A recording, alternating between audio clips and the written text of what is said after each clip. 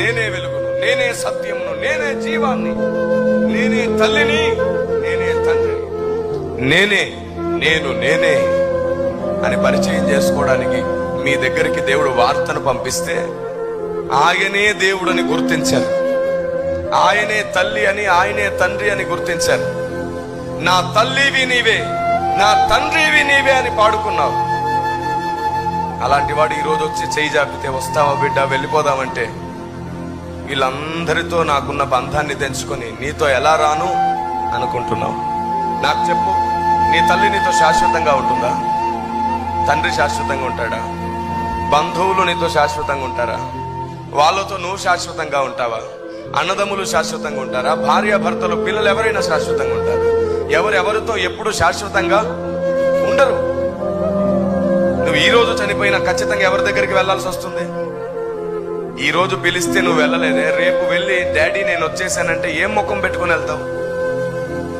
ఇక్కడ బతికేద్దామని బ్రతుకుతున్న నీ బ్రతుకుకి ఆయన తప్ప వేరే మార్గం లేదని తెలిసి కూడా ఆయనే చెయ్యి చాపితే నేను ఇక్కడే బతికేస్తాను రాలేనని భయపడిన నీవు నీ ప్రాణం వెళ్ళిన వెంటనే ఆయన దగ్గరికే వెళ్ళాలి కదా, ఏం ముఖం పెట్టుకుని వెళ్తావు? నీకు తెలుసా, ఇప్పుడున్న తల్లి ఇప్పుడున్న తండ్రి వాస్తవానికి నీ శరీరాన్ని కన్నారు. అది కూడా నా దేవుడు కనమంటే కన్నారు.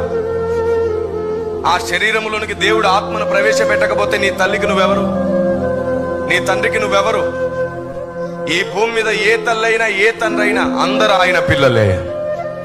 ఓ సినీ కవి ఇలా అనడం మనం విన్నాం, తల్లిని మించిన దైవం ఉన్నదా అంట. ఏమిటంట? తల్లిని మించిన దైవం ఉన్నదా? నిజంగానే తల్లిని గౌరవించడానికి ఆ పదం బాగుంది, ఆ స్లోగన్ చాలా బాగుంది. తల్లిని మించిన దైవమే లేదు అని చెప్పుకోవడంలో నిజంగానే గర్వించదగ్గ విషయమే. కానీ ఎంత ఘనపరచడానికి మాట్లాడినా నిజం ఎప్పుడు నిజంగానే ఉంటుంది, సత్యంగానే ఉంటుంది. సత్యం ఏమిటో తెలుసా? అసలు ఆ తల్లిని కన్నదే ఆయన కాబట్టి తల్లిని మించినోడే. దేవునికి స్తోత్రం కలుగును గాక. ఆమేన్. తల్లిని మించిన దైవం ఉందా లేదా అంటారు. ఏమిటంటే బిడ్డను కనేటప్పుడు తల్లి పడే ప్రసవ వేదన ఎవరూ పడరంటారు. ఒక్కసారి నా ప్రభువుని సిలువలో చూడు. ఏ తల్లి ఏ తండ్రి భరించనంతగా నీ కొరకు ఆ వేదన భరించాడు. తల్లిని మించిన ప్రేమ ఆయనదే. ఆమేన్.